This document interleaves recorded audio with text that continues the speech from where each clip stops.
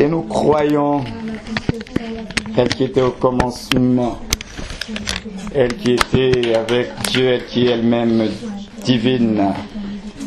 Notre Père et notre Dieu, que ton nom soit encore béni, élevé ce matin en ces lieux, dans cette assemblée. Laisse que pour cette circonstance, tu nous parles encore, tu nous instruises encore, tu nous convaincs encore, tu nous édifies encore par ton esprit. Nous nous disposons à recevoir la semence de vie qui est ta parole. Alors parle encore, tes serviteurs, écoute, et fais-nous passer de l'ignorance à la connaissance. Éclaire-nous encore par ta parole dynamique et vivante. Laisse que l'honneur et la gloire reviennent à Jésus-Christ seul, notre Seigneur et notre Dieu. En ces lieux, prends toute la place et instruis chacun de nous, y compris moi-même, par ton esprit. Au nom de celui qui était, de celui qui est parmi nous et de celui qui vit éternellement, Jésus-Christ de Nazareth, nous avons ainsi prié ensemble, on peut dire Amen. Amen. Amen. Que Dieu nous bénisse, que Dieu vous bénisse. Alors, nous allons continuer à échanger, à partager sur la prière des fils. Parce que nous avons dit que les fils, ils sont différents des enfants. Les enfants, ce sont des enfants, ce sont des chrétiens nés de nouveau, mais qui malheureusement n'ont pas conscience de réellement qui ils sont en Christ et qui font preuve de beaucoup d'immaturité. Et sachant que cette année, nous voulons travailler sur notre maturité, nous voulons grandir avec Dieu, parce que ce n'est pas possible qu'on reste des enfants. Nous sommes appelés, comme déclare les Écritures, à aller de progrès en progrès, de gloire en gloire avec le Seigneur. Donc il n'y a pas de raison que chaque année se ressemble, il n'y a pas de raison que nous ne puissions pas avancer avec Dieu. Et je pense qu'il y a une volonté divine que nous puissions passer à un niveau supérieur avec le Seigneur. Donc nous avons vu le dimanche passé les principes, certains principes qui sont rattachés justement à la prière. Parce que je vous disais que nous devons voir la prière autrement, voir la prière dans une dimension d'hommes et de femmes matures en Christ. Parce que nous avons des bases, mais là nous voulons vraiment aller un peu plus loin. Nous avons vu les prérequis de la prière, et dans ces prérequis de la prière, nous avons parlé de l'élément fondamental qui est la foi. Parce que je disais que tout le monde ne peut pas prier, tout le monde peut parler à Dieu, mais tout le monde ne peut pas prier. Parce que la prière est réservée aux nés de Dieu. Ceux qui sont nés de nouveau ont accès à Dieu et à la communion. Celui qui n'est pas né de nouveau, il n'a pas accès au cœur de Dieu. Il n'a pas accès à la communion. Mais il peut parler, parce que Dieu, il a créé toutes choses, Dieu entend. Mais il ne peut pas être en intimité avec Dieu, parce que c'est réservé aux nés de Dieu. Si tu n'es pas né de nouveau, tu n'as pas droit à la communion. Tu ne pourras pas rentrer dans cette sainte présence, parce que tu n'as pas répondu au principe d'être sauvé par la foi, parce que c'est la foi qui saisit la grâce de Dieu. Amen. Et nous avons vu dans ces prérequis que cette foi doit se reposer sur deux éléments fondamentaux, à savoir qui est Dieu. Dieu est et Dieu fait. Parce que vous ne pourrez pas prier un Dieu dont vous ne maîtrisez pas, vous ne mesurez pas, vous ne réalisez pas l'existence. C'est pourquoi la Bible déclare dans Hébreux 11 au verset 6 que celui qui prie, qui s'approche de Dieu, doit croire que Dieu existe d'abord et ensuite que Dieu est le rémunérateur de ceux qui le cherchent. C'est-à-dire, premièrement, que Dieu existe, c'est-à-dire que Dieu est le mystère de sa présence et qu'il est le rémunérateur, le mystère de la puissance de Dieu, Dieu qui exauce nos prières, Dieu qui donne à ceux qui lui demandent. Alléluia. Parce que si ces deux éléments, vous ne les maîtrisez pas, vous ne les réalisez pas, ça ne sert à rien de prier. Parce que si on prie, c'est qu'on veut voir Dieu agir. On ne prie pas juste parce qu'il faut passer du temps. On ne prie pas juste parce qu'il faut juste parler. On prie parce qu'on a besoin également de réponses. De la même manière que nous allons adorer, nous allons élever le Seigneur, mais nous avons besoin de réponses. On a besoin d'être sûr que lorsque nous invoquons Dieu, nous lui parlons, il y a un retour. Sinon, on va repartir dans les traditions africaines. On a un bout de bois, une image là, et puis on parle dans le vide. On a besoin de savoir que Dieu, justement, est le mystère de sa présence. Et j'avais dit également que lorsqu'on est incroyant, Dieu est obligé, je dis bien obligé, de se révéler à nous dans le surnaturel, pour nous montrer qu'il est. Les signes et les prodiges, c'est pour les païens là, pour leur permettre de croire, de saisir que Dieu est. Maintenant, après être rentré dans la famille de Dieu, tu n'as plus besoin que ta foi se repose sur les signes et les prodiges, parce que tu sais déjà qu'il est. C'est pourquoi pour ceux qui sont nés de Dieu, il dit heureux, ceux qui ont cru sans avoir vu. Maintenant, notre joie ne consiste pas à voir d'abord Dieu faire pour se rassurer, mais c'est de croire, de faire reposer notre foi sur ce qu'il a dit. Amen. Mais le païen, il n'a pas la parole de Dieu. Donc sa foi ne repose sur rien. Donc il faut que Dieu se révèle d'abord dans le surnaturel, dans les signes, dans les prodiges, pour que la foi naisse. Et lorsque cette foi, elle est née, maintenant, après, lorsqu'elle rentrera dans la maison de Dieu, dans le monde de Dieu, dans l'environnement de Dieu, maintenant, elle va avoir un support. Sa foi va se reposer maintenant sur quelque chose. Et donc, à travers l'histoire de 2 Chroniques 20, on a vu certains principes de la prière. La première des choses, on a dit que prier, il faut se disposer. Josaphat s'est d'abord disposé. Parce que je vous avais dit que nous pouvons parler, penser qu'on prie Dieu alors qu'on n'est pas là. Se disposer, c'est vraiment mettre toutes les conditions en place, être focalisé sur Dieu. Parce que je vous l'avais dit, nous l'avons tous expérimenté, tu peux prier, dire que tu pries, mais ton esprit ailleurs. Mais celui qui te regarde ou bien qui t'entend, il va dire que tu pries. Mais toi-même, là, tu sais que tu n'es pas en connexion avec Dieu parce que ton esprit est en train de se balader dans ton Orléans. Et on est tous passés par là. Tu veux être dans des moments avec le Seigneur, et au moment où tu rentres dans cette présence, dans cette intimité, mais ton esprit qui est censé, lui, être en communion avec Dieu, parce que quand tu pries, c'est ton esprit qui prie.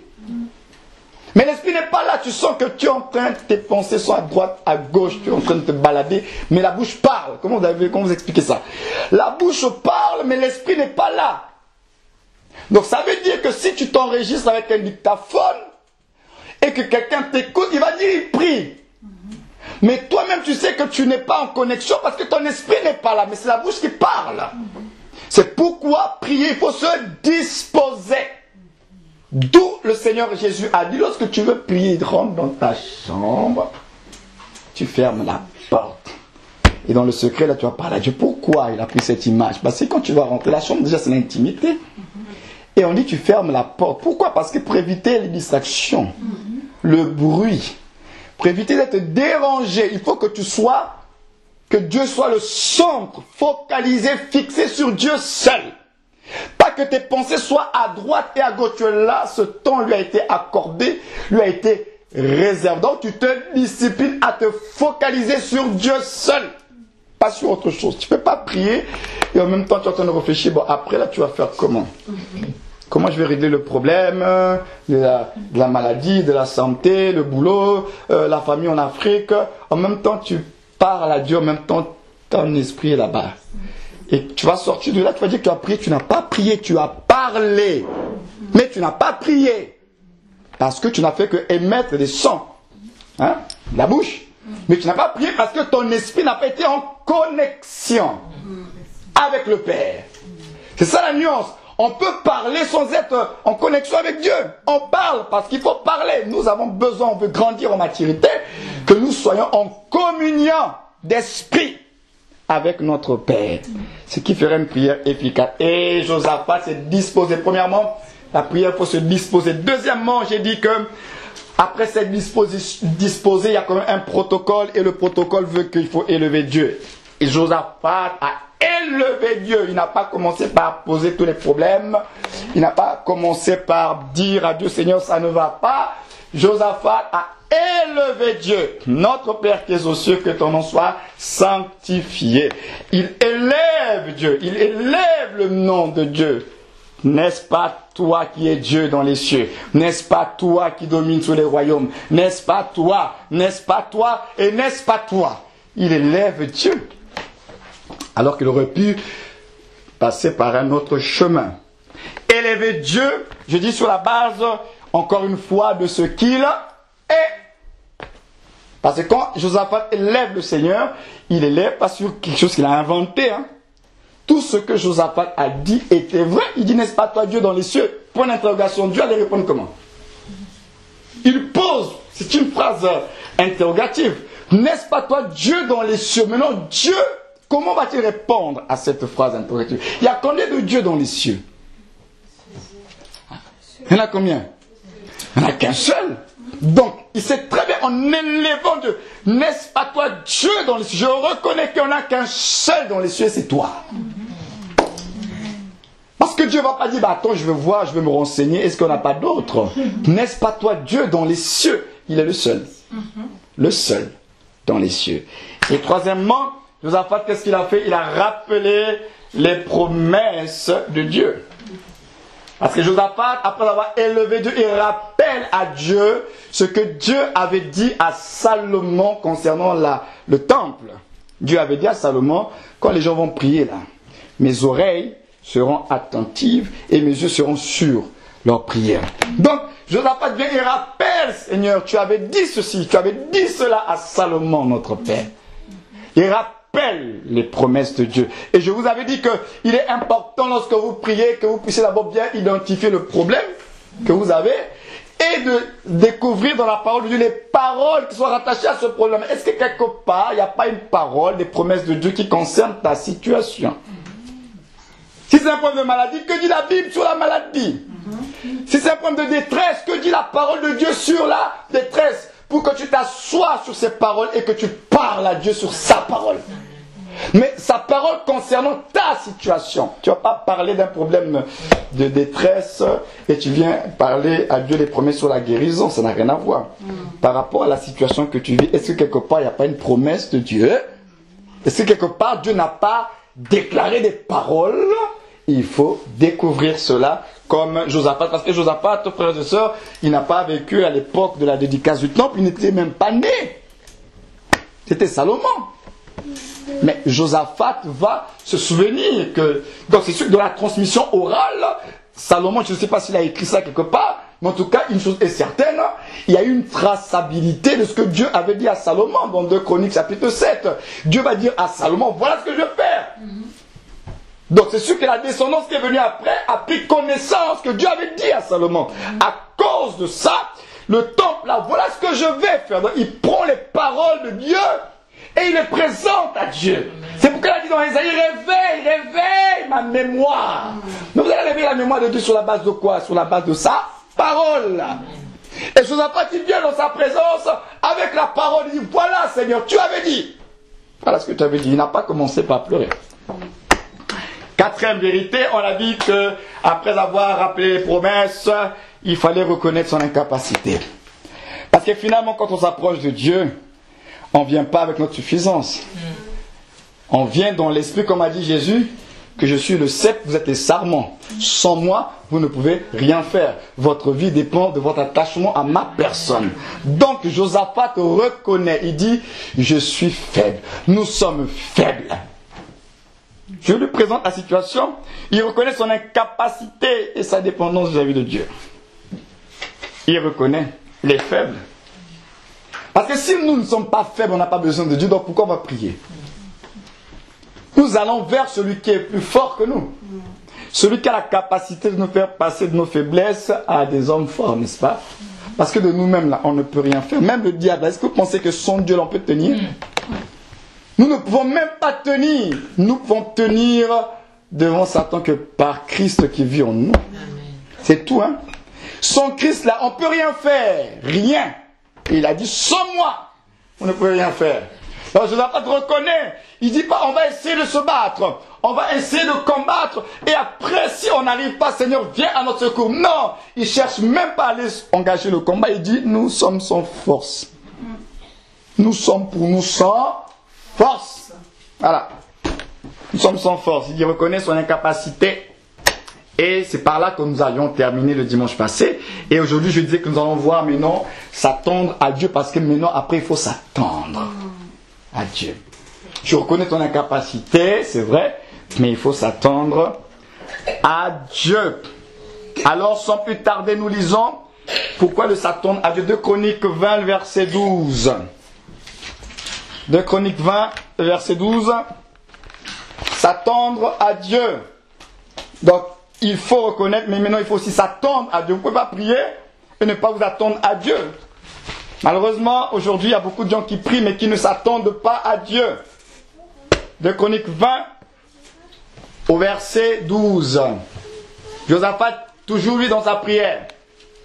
Il dit, oh notre Dieu, n'exerceras-tu pas tes jugements sur eux?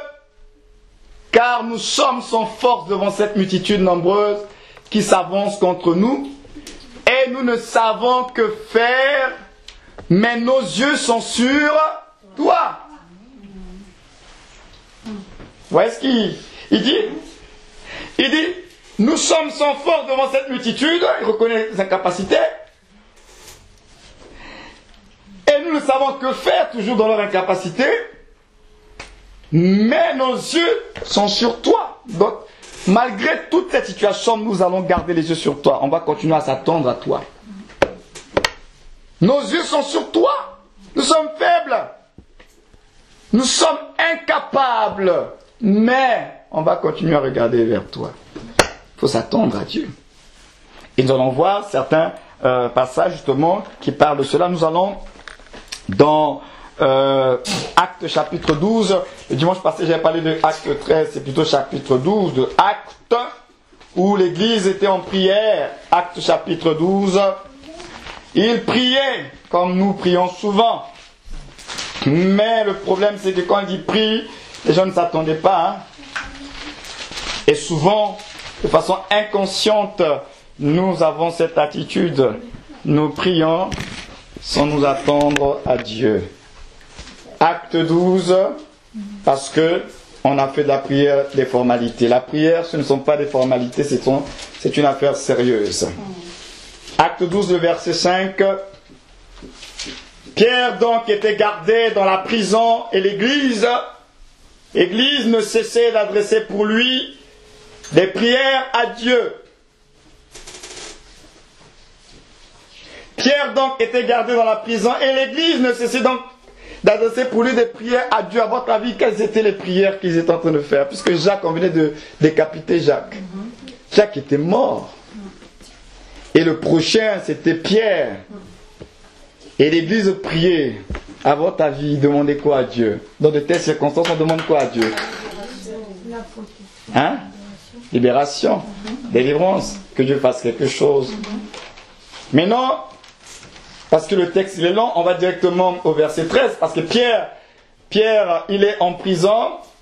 La nuit, Dieu envoie l'ange qui permet la délivrance de Pierre. Mais non, au verset 13, Pierre arrive là où on prie. Là où les frères et les sœurs sont en prière. Il frappa à la porte, verset 13, du vestibule, et une servante nommée Rhode s'approcha pour écouter. Verset 14. Ce qui est intéressant ici, c'est quand même elle a reconnu la voix de Pierre. La Bible précise, elle reconnut la voix de Pierre. Et dans sa joie, au lieu d'ouvrir, elle courut annoncer que Pierre était devant la porte. Suivez bien la suite. Donc j'imagine que la prière a dû être coupée parce qu'on n'a frappé à la porte. Hein. Donc tout le monde était dans le suspense. Bon, qu'est-ce qui se passe, c'est qui et tout ça. Donc elle arrive au rapport. Et il dit... Elle dit quoi? Elle courut annoncer que Pierre était donc devant la porte. Ils lui dirent, les frères, les sœurs, ils vont dire à la pauvre sœur, tu es folle. C'est grave. Tu es folle. Ça commence là. Elle dit que Pierre est là au lieu qu'on dit Alléluia. On dit tu es folle. Donc, vous êtes en train de prier qu'un miracle se passe. Le miracle est en train de se passer, vous dites non, c'est pas possible. Vous voyez, contradiction. Elle dit, mais il est devant la porte, il dit non, tu es folle. 1. Ils disent tu es folle. 2. Mais elle affirma que la chose était ainsi. Mais elle aussi, elle aurait dû ouvrir la porte, elle a cherché à négocier là. Hein? Puisqu'il croyait pas, il dit d'accord, vous ne croyez pas, moi vous allez le voir. Mais elle cherche à les convaincre, c'est dommage. Elle aurait pu ouvrir la porte. Elle affirma que la chose était ainsi. Et ils dirent, non seulement ils disent que tu es folle, deuxièmement ils disent quoi? C'est son ange.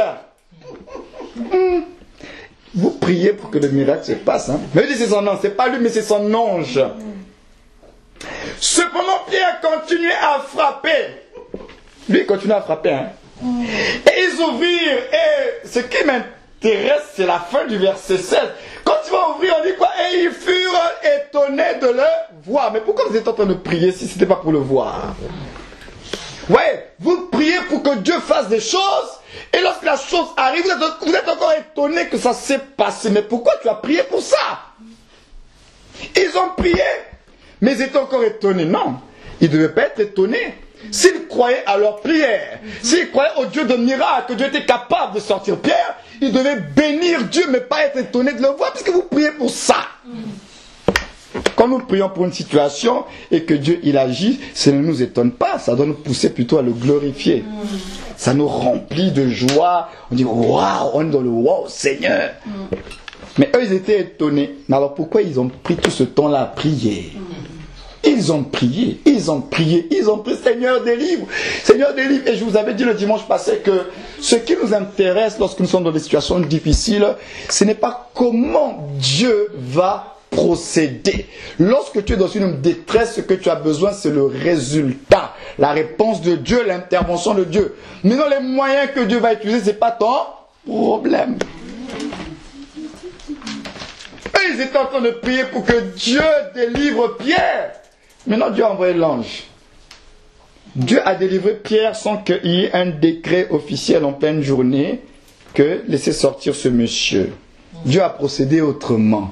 Maintenant, Pierre en question, pour qui vous priez, il est là, il se présente. Mais bénissez Dieu. Mais malheureusement, ils étaient étonnés de le voir. Pourquoi? Parce qu'ils priaient mais ne s'attendaient pas à voir le miracle. On peut prier et ne pas s'attendre à voir Dieu. C'est-à-dire qu'on prie juste pour des formalités. Ce qui fait que même après avoir prié, tu as même oublié ce que tu as demandé à Dieu. Combien de fois n'avons-nous pas oublié nos sujets de prière? Tu as demandé des choses, tu as oublié. Parce que tu ne prends pas ça au sérieux, tu n'y crois même pas. Tu es juste dans le mode formalité. Et lorsqu'un enfant de Dieu tombe dans le mode formalité, il ne va jamais s'épanouir dans la prière avec Dieu. Parce que la prière, ce ne sont pas des formalités. À un moment donné, ça va te tuer, ça deviendra pesant. Tu tomberas dans une routine, tu vas plus t'épanouir parce que tu es dans un mode mécanique.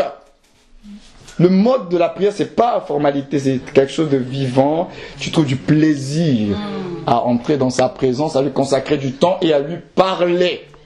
Ce n'est pas le mode mécanique comme beaucoup le font, le mode mécanique rattaché avec le chronos, le temps. On doit surveiller le temps. On a dit qu'il faut prier au minimum 1 heure. Donc, 1, tu es dans le mode mécanique, et puis 2, tu es en train de suivre ta montre pour te faire une bonne conscience que tu as prié 1 heure dans la journée. Et vous pensez que Dieu prend plaisir à ça? Il ne prend pas plaisir. Pourquoi? Parce que tu regardes ta montre, tu pries, en fait tu parles. Et tu regardes ta montre. Et à la fin, tu te rends compte, là, ça fait bientôt 58 minutes que tu es en prière. Tu dis, j'ai bientôt atteint le quota, parce qu'il faut 1 heure minimum, c'est ce qu'on nous a soi-disant dit. Et la relation n'est plus vivante. On est comme des machines. Alors que Dieu veut des personnes qui le parlent, cœur à cœur, comme les David, là. Même si à l'époque, ils taillaient leurs ennemis, mais ils parlaient avec le cœur. C'est pourquoi tout part de comment vous êtes disposé. Tout part au point de départ de votre disposition de départ. Comment vous vous êtes disposé? Qu'est-ce qui vous amène dans sa présence? Parce qu'il y a toujours quelque chose qui doit t'amener dans sa présence. Tu te disposes comment? Si tu viens juste parce qu'il faut venir, c'est normal qu'après ça va être bâclé. Tu sortiras de la vide, toi-même tu sens qu'il n'y a rien. Parce que tu es dans le mode mécanique. Il faut se disposer. Donc, il faut s'attendre. C'est pourquoi dans Marc 11, verset 24, toujours par rapport à s'attendre à Dieu. Vous ne pouvez pas prier sans vous attendre à Dieu, c'est pas possible. Il faut toujours s'attendre à Dieu. Marc 11, verset 24. Marc 11, le verset 24. C'est pourquoi je vous dis, tout ce que vous demanderez en priant, croyez que vous l'avez reçu et vous le verrez s'accomplir. Tout ce que vous demandez en priant, croyez que vous l'avez reçu et vous le verrez s'accomplir. Dans la foi, là, il y a l'attente là-dedans aussi. Je crois, donc j'ai la foi. Mais dans cette foi-là, il y a aussi l'attente. Parce que dans la foi, il y a la patience, il y a l'assurance, il y a la confiance, il y a l'espérance. Mais il y a aussi l'attente, savoir attendre dans l'espérance que ce que Dieu a dit, il va le faire. Amen. Croyez que vous l'avez reçu et vous le verrez s'accomplir. Donc celui qui prie avec foi, il croit et il sait que quelque chose va se passer. Il ne sait pas quand et comment, mais il sait que quelque chose va se passer. C'est tout ce qu'il sait. On doit avoir cet état d'esprit que quelque chose va se passer. Je ne sais pas comment Dieu va se débrouiller, mais quelque chose va se passer dans ma vie. Il faut avoir cet état d'esprit-là. C'est pourquoi il a dit dans Habakkuk 2, c'est ça au verset 3 si je ne me trompe pas, que c'est une prophétie dont le temps est déjà fixé, elle marche vers son terme, si elle tarde, attends-la. La parole de Dieu, si nous avons l'impression qu'elle tarde, il dit qu'il faut attendre, il faut savoir attendre. La réalisation des promesses de Dieu. Attendre, il n'a pas dit si elle tarde, si tu as l'impression qu'elle tarde, cherche d'autres solutions, ou bien change ta façon de prier. Il dit il faut savoir attendre aussi. Et c'est un exercice qui n'est pas facile pour la génération de maintenant. On est dans une société où on ne veut plus attendre. On veut voir tout de suite. Alors que Dieu n'est pas dans ce mode-là de l'express et du vite fait. Hein. La preuve, c'est que quand vous priez pour les sujets, il ne donne pas les réponses tout de suite. Hein. Il libère sa parole, mais la manifestation de ces paroles ne se fait pas là à l'instant T. Hein. Pourquoi ? Toujours parce que la foi doit être éprouvée. Vous voyez, la foi, c'est le centre, c'est le cœur. La foi en lui, là, il veut toujours voir les preuves. Est-ce que tu lui fais confiance ? Jusqu'où tu peux lui faire confiance ? C'est pourquoi dans Lamentation 3, au verset 26, il dit qu'il est bon d'attendre, en silence le secours de l'Éternel. On a dit d'attendre en silence, hein? On n'a pas dit d'attendre dans la panique. On n'a pas dit d'attendre dans beaucoup de discours. On a dit d'attendre en silence. Il faut savoir aussi être calme dans ton attente. Parce qu'il y en a qui ne sont pas silencieux, qui sont trop agités. Même Dieu lui-même constate que tu n'es pas en paix. Tu es trop agité. Il dit il est bon d'attendre. Mais comment ? En silence. Pas en te posant des questions, ça va se passer comment ? Dieu va faire comment ? Pourtant le temps est en train de passer. Il ne t'a pas demandé de te poser ces questions. Il te dit tout simplement, attends en silence. Lui-même il va faire. Il n'a pas besoin que tu sois son conseiller. Il n'a pas besoin que tu lui rappelles, mais Seigneur, là, c'est bientôt la fin du mois. Là. Il n'a pas besoin de ça parce qu'il connaît tout. Il te demande seulement d'avoir la foi. Attends, c'est tout. Malheureusement, c'est difficile pour nous parce que nous marchons avec ce que nos yeux nous donnent de voir. Nos yeux voient les échéances, nos oreilles entendent les menaces, notre corps subit les pressions, la maladie et tout ça là. Et face à cela, on se dit, mais Seigneur, tu vois pas. Alors que lui, il ne te demande pas de lui rappeler ça parce qu'il sait. Il te dit seulement, attends, attends-moi, attends en silence. Garde un cœur en paix. Dans la tourmente, dans la tempête, garde un cœur en paix. Et c'est pas facile. Je crois qu'il y a eu une anecdote, il faut le dire ainsi, une petite histoire où on était en train de représenter la parfaite image de ce que c'est la paix. Et puis, dans cette représentation du véritable sens même de la paix, là je paraphrase et tout, il y a eu un monsieur qui a peint un tableau, et dans ce tableau, il y avait des orages. Beaucoup d'éclairs, beaucoup d'orages. Et puis, sur ce tableau, il y avait un arbre, si je ne me trompe pas. Et sur cet arbre-là, il y avait un nid d'oiseaux. Et puis, on voyait les oiseaux, la maman, la femelle oiseau, là, qui était là, en train de dormir paisiblement avec ses petits. Et donc, ils ont trouvé un contraste, parce qu'ils ont dit, mais comment se fait-il qu'il y a des orages, des éclairs et tout cela ? Et puis l'autre, elle est sur son nid, tranquillement, malgré les orages et les tempêtes, elle ne bouge pas, elle dort. C'était justement cette façon pour l'artiste de représenter la paix. Que malgré les tempêtes, les tonnerres, les difficultés, trouver le repos dans cette situation-là. Et c'est pas facile, mais en Christ, nous pouvons y arriver. Dans un monde où tout va mal, où déjà tout est arrêté, les décisions sur le plan de la médecine, sur le plan politique sont arrêtées, mais nous avons un peuple mis à part par Dieu qui doit trouver son repos malgré que tout va mal. Et ce repos-là, nous l'avons qu'en Christ. C'est le repos que Dieu nous donne. Et ce repos, cette paix, d'ailleurs, comme a dit Jésus, je vous donne ma paix, non pas comme le monde la donne. La paix que Jésus nous donne n'a rien à voir avec la paix du monde. Donc, savoir se reposer dans la tempête. Ça va mal, mais avoir un cœur en paix avec Dieu. Tout est réuni pour que tu sois en crise, tu sois complètement absorbé, envahi par la situation, mais tu as un cœur en paix. Les gens n'arrivent pas à comprendre, mais comment tu dis que tout va de travers, mais tu gardes ta paix. C'est la paix que Jésus nous donne.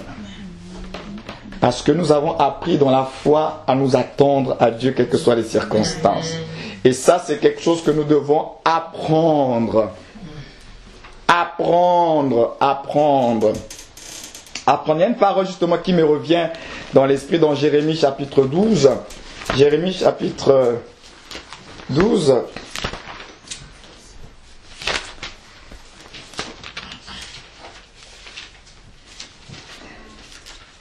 Au verset 5.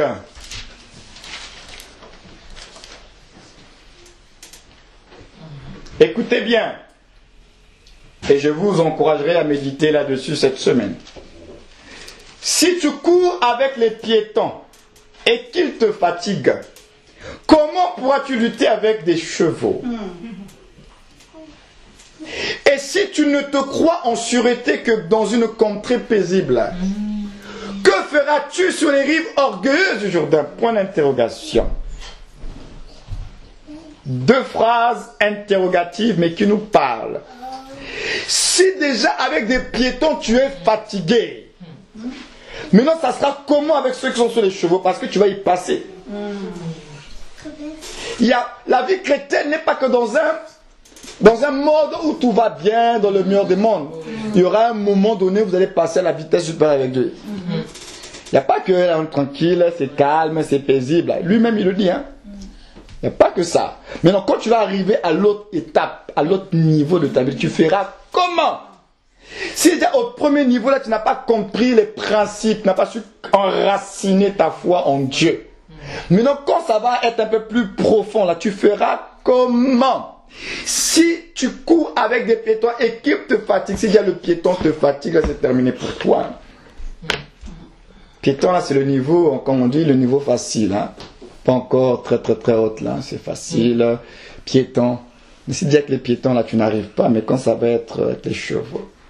Maintenant il dit si tu te crois en sûreté que, le que là il est important, si tu te crois en sûreté que dans une contrée paisible, virgule, que feras-tu sur les rives orgueilleuses du Jourdain? Parce que tu vas y passer également. Non, quand tu vas arriver là, quand ça sera maintenant devant les rives du Jourdain, là, des situations encore plus difficiles, comme je l'ai dit tout à l'heure, tu feras comment? Puisque tu es habitué à ce que tout soit facile. Donc quand Dieu va t'y encore chauffer cette fois le feu, là, tu fais comment? Les amis de Daniel, déjà le fait qu'on les ait emprisonnés, on a dit qu'on allait les jeter au feu, là, c'était déjà quelque chose qui faisait peur. C'était déjà la détresse, c'était la mort. Mais ils n'ont pas flanché. Le roi, puisqu'ils n'ont pas voulu renoncer à leur foi et tout ça là, le roi va dire il faut chauffer 7 fois. 7 fois. Ayant entendu cette information de 7 fois là, ils auraient pu dire ah là vraiment ça devait être compliqué, non on préfère pour nous régner Dieu. 7 fois. Bien qu'on ait dit qu'on va chauffer 7 fois, ils n'ont pas bougé dans leur confiance en Dieu. Jusqu'à ce qu'on les jette au feu. Vous vous rendez compte? S'attendre à Dieu. Si tu ne te crois en sûreté que dans une contrée paisible, que feras-tu sur les rives orgueilleuses du Jourdain? Ça veut dire qu'il faut apprendre à développer vos racines dans ce que Dieu a commencé à faire dans vos vies. Parce que ce que Dieu a commencé à faire dans vos vies, si vous développez vos racines, ça va vous servir pour les autres défis qui arriveront devant vous. Parce que les autres défis qui arriveront devant vous doivent trouver des hommes et des femmes qui ont déjà une foi assise sur Dieu. S'il n'y a pas ça, quand les autres défis arriveront, vous serez ébranlés. Parce qu'il n'y a pas d'appui. Il n'y a pas de soutien, il n'y a pas de support, il n'y a rien. Donc, ce que vous vivez aujourd'hui qui semble être plus ou moins facile là, c'est Dieu permet cela pour que vous construisez votre foi là-dessus. Que vous comprenez que Dieu est capable. Que vous avez besoin de faire confiance comme on l'a chanté tout à l'heure. Que Dieu peut faire au-delà. En prévision sur l'avenir, n'est-ce pas? Comme ça, demain, lorsque les choses difficiles arriveront, vous saurez que hier, s'il a fait là, aujourd'hui, il peut faire.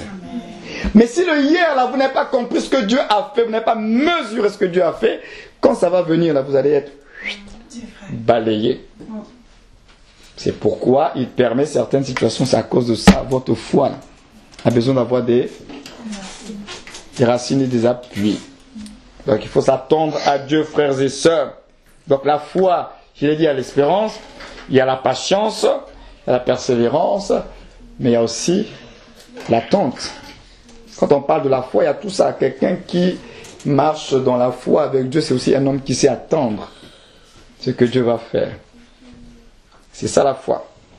Donc il y a l'attente, il y a l'attente. Et sixième principe par rapport toujours à notre histoire, non seulement il s'attend à Dieu, mais il va faire une chose importante. 2 Chroniques, on repart dans 2 Chroniques 20. 2 Chroniques 20. Josaphat va faire quelque chose encore d'important. Dans 2 Chroniques 20. Voilà. Ok. Nous allons lire dans le verset 15. 2 Chroniques 20 au verset 15, la Bible déclare, et Jacaziel dit, soyez attentifs, tout Juda, et habitants de Jérusalem, et toi, roi Josaphat, ainsi vous parle l'Éternel, ne craignez point et ne vous effrayez point devant cette multitude nombreuse, car ce ne serait pas vous qui combattrez, ce serait Dieu. Donc il y a une réponse de Dieu. Dieu parle, Dieu rassure, mais ce n'est pas suffisant. Demain, descendez contre eux, ils vont monter par la colline de Tite et vous les trouverez à l'extrémité de la vallée en face du désert de Jéruel. Vous n'aurez point à combattre en cette affaire. Présentez-vous, tenez-vous là et vous verrez la délivrance que l'Éternel vous accordera. Juda et Jérusalem, ne craignez point et ne vous effrayez point. Demain, sortez à leur rencontre et l'Éternel sera avec vous. Josaphat, verset 18, s'inclina le visage contre terre et tout Juda et les habitants de Jérusalem tombèrent devant l'Éternel pour l'adorer. Pour l'adorer. Les Lévites, dont les fils de Kéhatite et dont les fils de Coréite, se levèrent pour célébrer d'une voix forte et haute l'Éternel, le Dieu d'Israël. Ils adorent, une attitude, un cœur de louange et d'adorateur. Ils louent sans avoir vu, hein? Ils adorent sans avoir vu. Ils adorent Dieu. Ils n'ont pas dit, bon, quand on va voir là, après on va venir adorer. Ils adorent, ils le célèbrent avant d'avoir vu cette délivrance-là. C'est un acte de foi parce que si Dieu n'était pas crédible, qui prouve qu'ils allaient gagner le combat? Humainement parlant, il y avait quelle certitude qu'ils allaient remporter le combat puisqu'ils étaient seuls contre 3 royaumes? Aucune certitude sur le plan humain. Mais où est cette foi finalement qui s'exprime par un cœur de louange et de reconnaissance à Dieu? Ils croient puisqu'ils adorent Dieu. Ils sont pas hésitants de dire est-ce que c'est vrai, est-ce que Dieu il a dit? On va d'abord voir ils adorent, ils louent Dieu avant de voir. Il faut avoir une attitude, un cœur de louange dans la prière. Vous louez Dieu pour ce qu'il va faire. Vous avez prié le Seigneur, et vous devez apprendre à le louer pour ce qu'il a déjà fait, pour ce qu'il va faire. Père, je te rends grâce de ce que tu m'as toujours exaucé et que tu m'exauces toujours. Amen. A dit Jésus. C'est rare que nous prions comme ça. Hein? Nous, on attend de voir pour rendre grâce. Ça, c'est comme ça que nous, on fonctionne. Nous, on veut voir pour rendre grâce. Lui dit là. Adorer. Ils ont loué avant d'avoir vu la délivrance. Ils n'ont pas encore vu la victoire, mais ils louent déjà Dieu. C'est un enseignement qui est riche. Ils n'ont pas vu, mais ils louent avant d'avoir vu. C'est une folie. Parce que sur quelle base tu vas louer Dieu parce que tu n'as rien vu? Mais je le loue parce qu'il a dit dans sa parole. Amen. Et donc moi, je m'attache à sa parole. Amen. Comme il a dit, il va le faire. Le comment là, c'est pas mon problème. Il va le faire, donc je bénis Dieu. Nous voulons grandir en maturité, aller plus loin avec Dieu maintenant. Changez votre façon de prier. Vous avez prié pour des choses, bénissez Dieu pour les choses que vous avez demandées. Surtout sur les choses que vous avez demandées, il y a des paroles bibliques qui soutiennent cela. Si Dieu a fait des promesses sur la situation dans laquelle vous êtes, bénissez Dieu parce que c'est sa parole. Louez le Seigneur pour ce qu'il va faire. Ils ont eu un cœur tout de suite de louange. Pouf, ils se sont mis à le célébrer et adorer Dieu.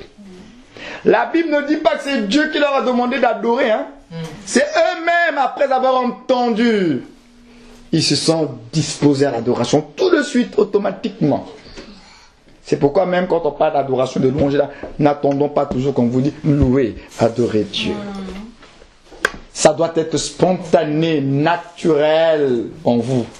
Éclater en louange et en adoration devant l'Éternel. Dieu sont le protocole. Et eux, ils avaient cette attitude de cœur. Avoir un cœur de louange, avoir un cœur d'adorateur. Vous devez apprendre à pouvoir célébrer Dieu pour les choses que vous avez demandées, sans avoir vu. Il a dit heureux encore une fois, ceux qui ont cru sans avoir vu. Il a dit tout ce que vous demandez en priant, croyez que vous l'avez reçu et vous le verrez s'accomplir. C'est une attitude. Et quand j'ai cru, je bénis Dieu. Je le bénis parce que j'ai cru, hein. Je ne le bénis pas parce que j'ai vu. Je le bénis parce que j'ai cru, j'ai la foi, je suis convaincu qu'il va le faire et je bénis mon Dieu pour ça. Pas parce que j'ai vu. Parce que si on attend de voir pour célébrer Dieu, on ne va pas beaucoup le célébrer. Hein. Parce que Dieu n'est pas un magicien. Il ne fait pas des tours de passe-passe tous les jours. À des moments, il ne fait rien. Donc pour autant, nous allons ne pas le célébrer.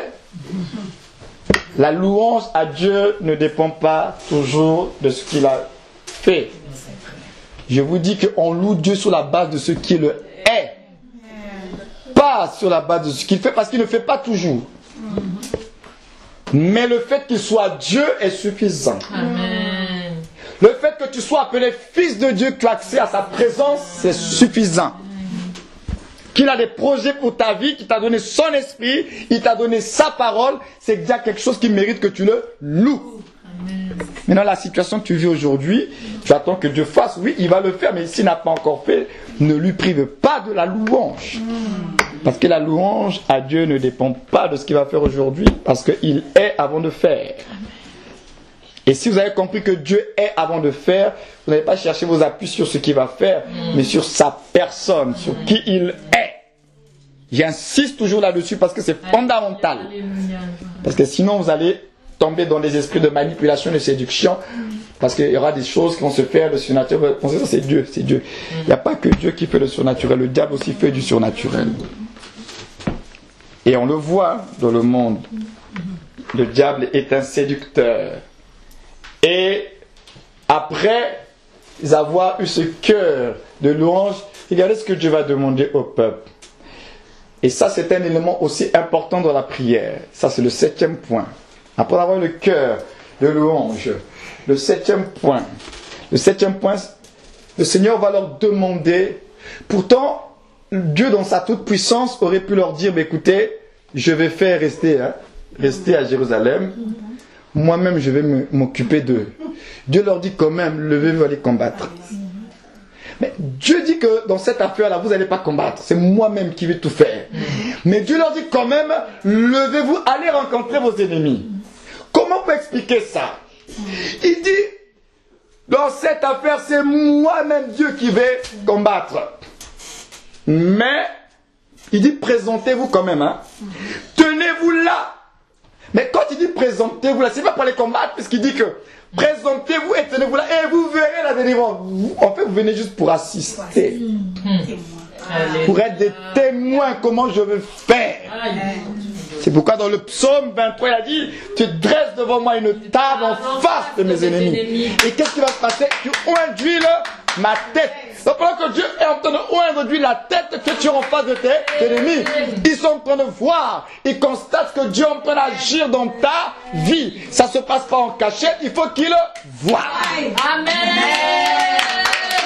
Donc, quand Dieu dit là, tu as prié et que tu dois aller confronter la chose pour laquelle tu as prié, ce n'est pas parce qu'il veut que tu te battes avec tes forces, il faut que tu sois témoin.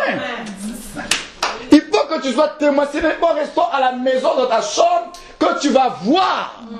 Il y a des situations où il faut que tu te lèves et que tu partes. Dieu a dit, tenez-vous, dit, levez-vous. Allez-y, allez vous présenter.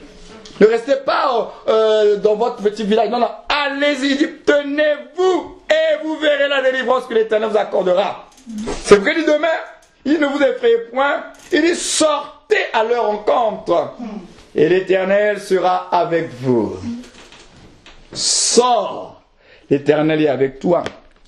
Tu as prié pour une situation, mais il faut aller affronter la situation. Il ne faut pas contourner, il ne faut pas chercher les virgules. Tu as confié ça à Dieu et tu es sûr que Dieu est avec toi. Va affronter le problème. Va affronter le problème qui t'a effrayé, qui t'a fait peur. Et Josaphat a eu peur. On dit dans sa frayeur, il se disposa à chercher Dieu.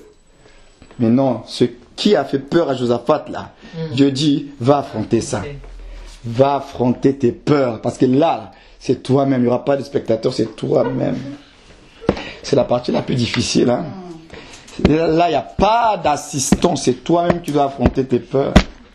Ce qui te fait peur, ce qui te terrorise, ce qui te frustre, le Seigneur nous demande de les affronter. Hein? Surtout quand on les a présentés dans la prière. Il faut après aller confronter. Parce que tu ne verras pas la délivrance de Dieu si tu ne confrontes pas la chose qui t'a fait peur.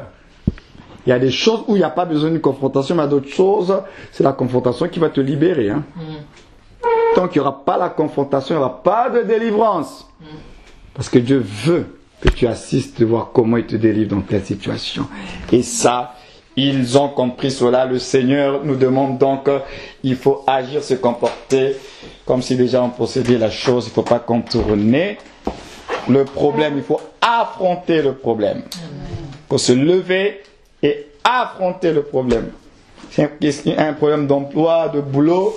Tu as prié, tu as jeûné, tu as intercédé. Après, tu te lèves, tu sors de ta maison. Tu repars chercher le boulot en question. Tu repars, parce que c'est en repartant que tu verras la main de Dieu. Ce n'est pas en restant assis. Dieu fait ses miracles, c'est vrai, il peut faire quelque chose d'extraordinaire, que tu reçoives après ta prière un coup de fil qui te dit, monsieur, madame, passez, on a vu votre dossier et tout. Mais de façon générale, il faut se lever pour aller vers la chose qui a été un obstacle pour vous, pour pouvoir non pas se battre encore, dépenser votre énergie pour être encore frustré, non, mais pour pouvoir voir ce que Dieu est capable de faire lorsqu'on se confie en lui. Et c'est vraiment important. Et nous terminons par le 8e point au verset 22 de Chroniques 20. On termine par là. Au moment où l'on commençait les chants et les louanges, l'Éternel plaça une embuscade contre les fils d'Ammon et de Moab et ceux de la montagne de Seir qui étaient venus contre Juda et ils furent battus. La puissance de la louange au moment où ils ont commencé à louer Dieu, Dieu siège, déclare les Écritures, au milieu des louanges de son peuple. Et l'histoire se termine par la louange. Non seulement ils adorent Dieu, ils sont reconnaissants pour ce que Dieu va faire, mais ils sont encore là, en train d'adorer le Seigneur. Ils louent Dieu. Et là, ce que nous remarquons, c'est que c'est au moment où, et là cette information, elle est quand même importante, la Bible nous la mentionne, c'est que ça a tout son sens. On dit que c'est au moment où il commence à louer que Dieu va agir, pas avant. Pourtant, Dieu avait dit que je vais moi-même là, je vais les délivrer. Mais on dit que c'est au moment où il commençait les chants de louange, à ce moment-là, l'Éternel plaça une embuscade. C'est là qu'on comprend la puissance de la louange et l'atmosphère de louange dans nos vies. Amen. Il a seulement loué. Ils ont pas dit, bon Seigneur, mais non, fais ceci, à droite, à gauche, au nord, au sud. Il y en a qui sont en train de fouiller, Seigneur, non. Il loue Dieu. Et Dieu agit. Ils sont en train d'élever Dieu, et puis c'est Dieu qui est en train de faire son travail. Ce qui fait qu'il y a des gens qui l'ont expérimenté. Hein. Ils sont seulement en train de louer Dieu, mais des choses se passent dans le spirituel. Tu loues seulement Dieu, hein, mais dans le spirituel, des choses sont en train de se passer. Tu n'es pas en train d'intercéder ni de supplier, tu es seulement en train de louer. Tu loues seulement le Seigneur et des choses se passent. Paul et Silas étaient en prison, ils étaient en train de louer le Seigneur et les fondements ont été ébranlés. La puissance de la louange. La puissance de la louange.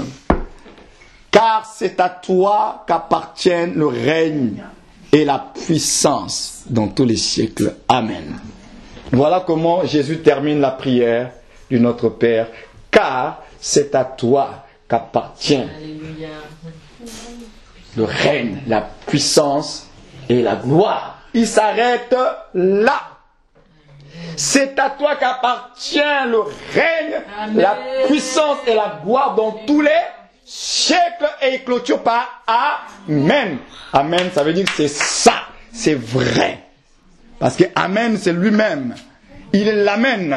Donc il authentifie, il confirme et il signe, il dit que c'est Alléluia. Ça. Amen. Amen. C'est pas un slogan Amen. Hein. Il est l'Amen, c'est lui-même. Ça commence par lui, ça se termine par lui. Ça commence par lui, ça se termine par lui. Ça commence par élever le Père et on termine avec le Fils. On doit comprendre ces choses-là. La prière, frères et sœurs, pour les hommes et les femmes matures, c'est comprendre ces 8 principes fondamentaux qui sont tirés de cette histoire de Josaphat. Et dimanche prochain, Dieu le voulant, nous allons voir le protocole dans la prière. Il y a quand même un petit protocole. Hein? Il y a un petit protocole. Mais pour aujourd'hui, je veux que vous preniez le temps de reméditer là-dessus. Le but, ce n'est pas de prier pour prier, parler pour parler. Le but, c'est que nous puissions retrouver les privilèges que nous avons de pouvoir être en communion avec le Père. Et que la prière est un élément fondamental et vital pour le croyant. Mais si nous ne comprenons pas véritablement les enjeux de la prière, on ne bénéficiera pas vraiment de tout, de ces grâces, des bénédictions qui sont rattachées à elle. Si nous comprenons les enjeux de la prière, ça ne sera plus le fardeau, parce que dans nos assemblées, on se rend compte que les gens n'aiment pas la prière. Quand il y a des programmes de prière et d'intercession dans nos églises, les gens ne viennent pas. Pourquoi? Parce qu'ils n'ont pas compris ce que c'est la prière. Et parce qu'ils ont cru que prier, c'est parler seulement. Et parler, à un moment donné, à force de parler, tu es fatigué. Donc les gens se disent, mais si je vais là-bas, je veux parler, ça me fatigue. Mais si on a compris que c'est en esprit, que tout se fait en esprit, c'est notre esprit qui est en communion, en connexion avec le Père, à ce moment-là, on ne verra même pas le temps passer.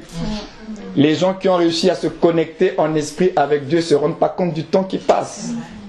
Et ils sortent de là bénis, restaurés, rafraîchis. Parce que l'esprit est en communion avec le Père. Mais quand votre esprit n'est pas en communion, c'est là que ça devient dur dans la chair. Vous bâillez, vous cherchez à ce que la réunion se termine vite, parce que vous n'êtes pas en connexion. Votre esprit n'est pas en communion avec le Père. Quand les gens comprendront que c'est l'importance d'avoir l'esprit en communion avec le Père, on ne va pas dire à la prière, c'est quelque chose de fatigant. C'est pourquoi quand nous prions, il faut se laisser conduire par l'esprit. Quand vous êtes conduit par l'esprit, il vous ramènera dans le cœur du Père. Amen. Mais quand ce n'est pas l'esprit qui vous conduit, ça va être mécanique. Vous savez, souvent quand je prépare les cultes, j'ai mon bout de papier. Et quand je commence à jouer la guitare, après l'esprit, je m'emmène ailleurs. Il y a des choses que je n'ai pas prévues, mais c'est lui le patron, c'est pas moi. Maintenant, si je reste dans le mode genre concert, il faut absolument que je fasse ce que j'ai prévu, ça va être mécanique, c'est parce que lui, il veut. Moi, je me dispose juste. Mais après, quand je commence, c'est lui qui conduit. C'est lui qui souffle à mon esprit d'autres chants. Et moi, je le suis. Et après, tu sors de là, tu es béni toi-même. C'est pas pesant. La prière, c'est ça. Il faut se disposer et permettre à l'esprit de vous conduire. C'est important. Vous retrouverez la joie, le plaisir d'être en communion avec le Père. Donc, frères et sœurs, prier, ce n'est pas parler. Parler pour parler, c'est être en communion d'esprit avec le Père. En communion d'esprit avec le Père. Donc, ce matin, on va prier. On va rendre grâce à Dieu pour le privilège que nous avons en Jésus-Christ d'avoir accès à la salle du trône, d'avoir accès à la sainte présence de Dieu. Et le voile a été déchiré. Nous pouvons donc nous réjouir en Jésus-Christ du privilège que nous avons de pouvoir invoquer notre Père. Prions au nom de Jésus-Christ.